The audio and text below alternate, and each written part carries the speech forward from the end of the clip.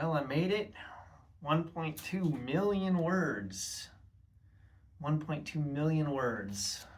Think about that. That's the equivalent of reading The Hobbit and The Lord of the Rings twice and still being short of the word count. It's the equivalent of reading Shelby Foote's 3-volume Civil War narrative, which covers the entirety of the Civil War. Great series. Well worth your time and investment. You could have read War and Peace in half the time.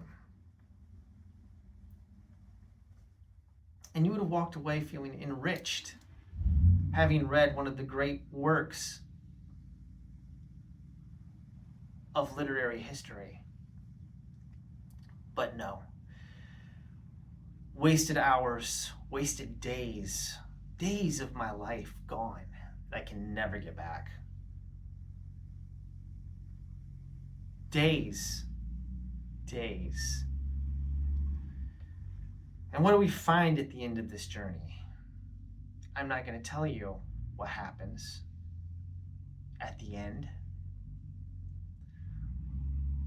other than I can say that it was a disappointment, just like I knew it was going to be, because that's usually the way Stephen King books are. They start great. They lose their direction and become meandering, wandering messes in the middle. And they end horribly. That's his modus operandi in about 90% of the books of his that I have read.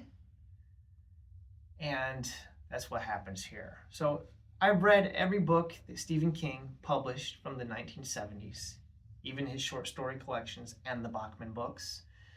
And out of all of those, the only two that I could recommend would be Salem's Lot and The Dead Zone.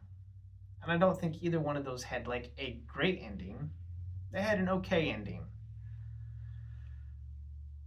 I gave both of those books 4 out of 5 stars.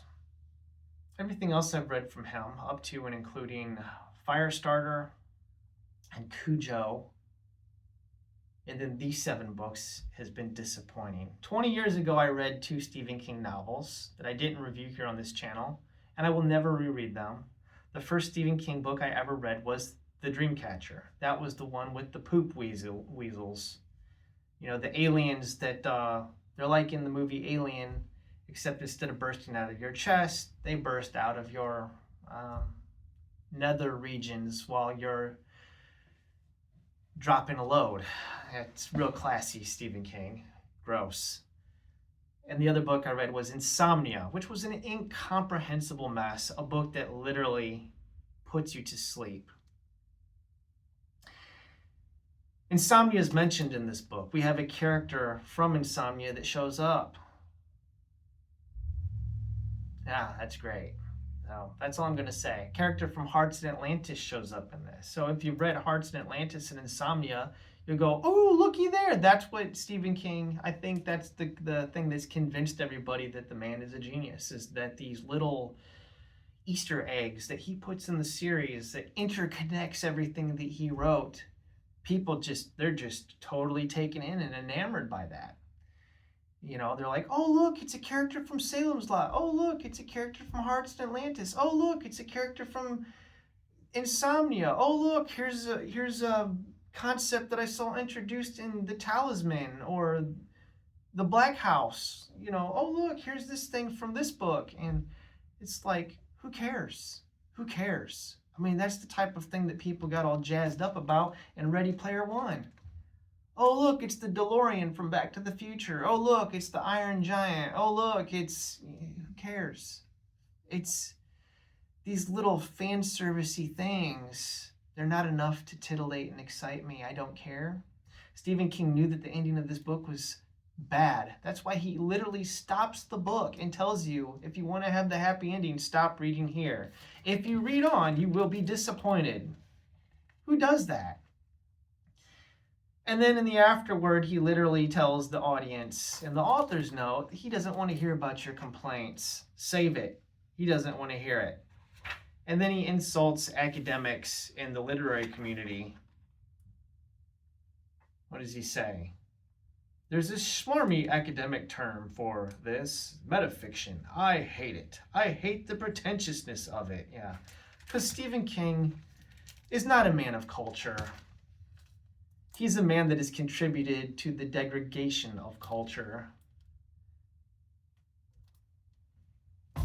and has made poor storytelling acceptable. So, if you're a person that likes garbage, go ahead and read the Dark Tower series. I, in good conscience, cannot recommend it. I have to warn you and say, don't read the Dark Tower.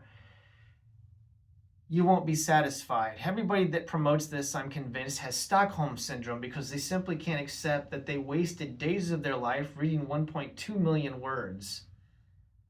It's just incomprehensible. So they have to convince themselves that it was good. And they get together in these little group therapy sessions where they admit all the flaws of the series and convince themselves that, yes, it was worth it. It's not.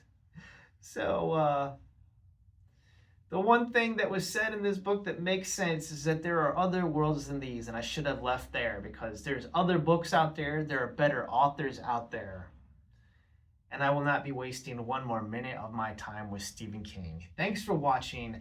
God bless. Have a wonderful day.